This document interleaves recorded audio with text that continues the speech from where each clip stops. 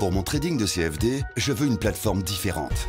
Des graphiques personnalisables, une exécution rapide, des spreads serrés, avec un acteur reconnu présent en France. Trader différemment avec CMC Markets.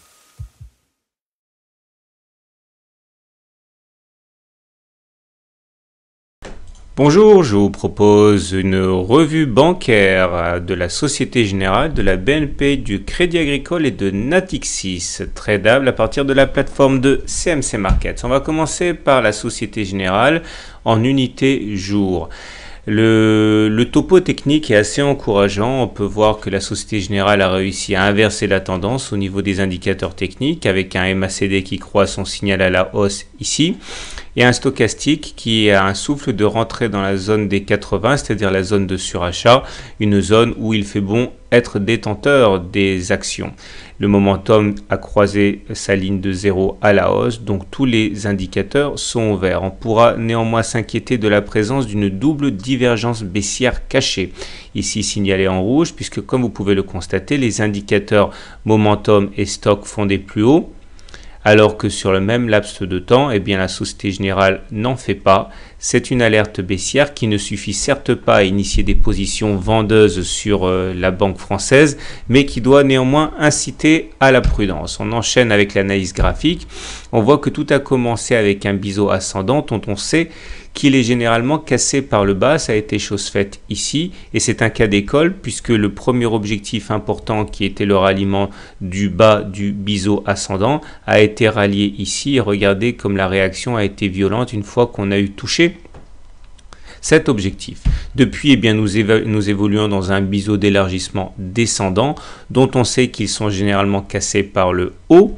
En attendant, on va essayer de rallier un objectif intermédiaire, c'est-à-dire la résistance des 40 € correspondant au plus haut qui figure ici, tout en évoluant à l'intérieur d'un petit canal ascendant ici, dont la cassure pourrait éventuellement nous alerter.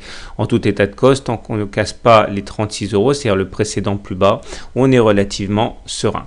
En cas de cassure des 40 €, vous aurez compris que l'objectif suivant serait d'aller chercher les 41-42 € par là, c'est-à-dire le contact avec le haut du biseau d'élargissement.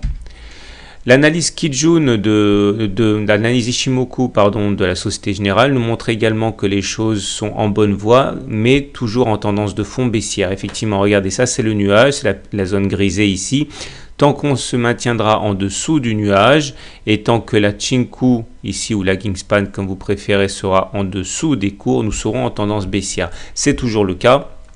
D'ailleurs, il faudra se méfier de la rencontre prochaine avec la Kijun qui devrait être assez difficile à passer. Elle jouera un rôle de résistance au moins passager. C'est sur les 39 €, donc méfiez-vous de cette zone de turbulence.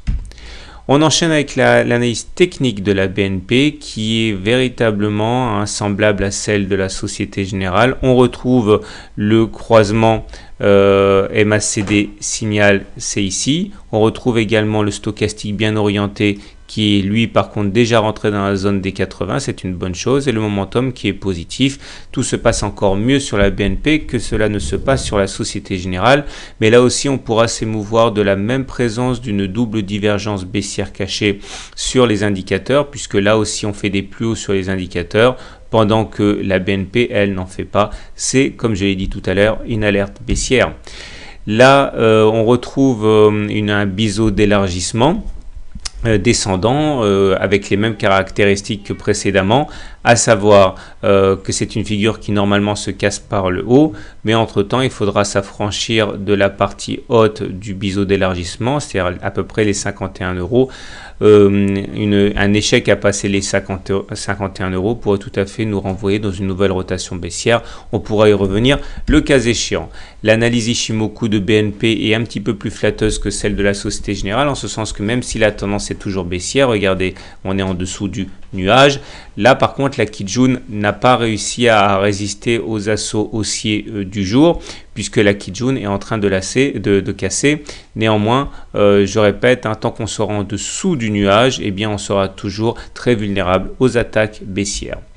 Troisième banque analysée aujourd'hui et avant-dernière, le Crédit Agricole, avec toujours les mêmes caractéristiques que vous commencez à comprendre, à savoir le MACD qui croît son signal à la hausse, le stochastique qui est juste en dessous de sa zone des 80, et le momentum qui est positif, donc bilan globalement encourageant, mais là aussi on retrouve les divergences baissières cachées.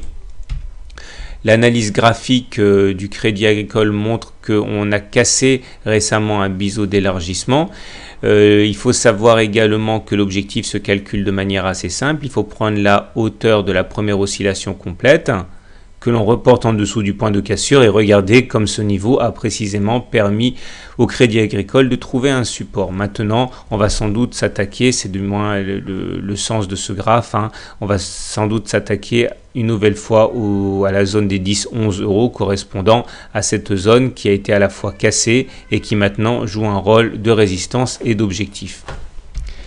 L'analyse Ishimoku du Crédit Agricole est très semblable à celle de la Société Générale avec une tendance baissière de fond tant qu'on se retrouve en dessous du nuage.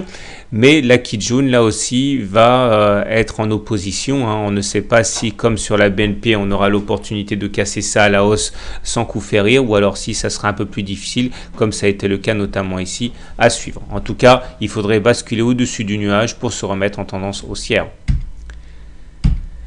Et on va terminer avec Natixis qui présente les mêmes caractéristiques si ce n'est que l'on n'a qu'une seule divergence baissière sur le momentum ici puisque le stochastique ne fait pas de plus haut. Seul le momentum fait un plus haut pendant que la Natixis n'en fait pas, donc une seule alerte baissière. Les indicateurs techniques demeurent bien orientés. En termes graphiques, on voit que nous étions en train d'évoluer à l'intérieur d'un canal, ici clairement représenté en bleu. Et ce canal, c'est la bonne nouvelle, est en train de casser sur les 4,9 euros.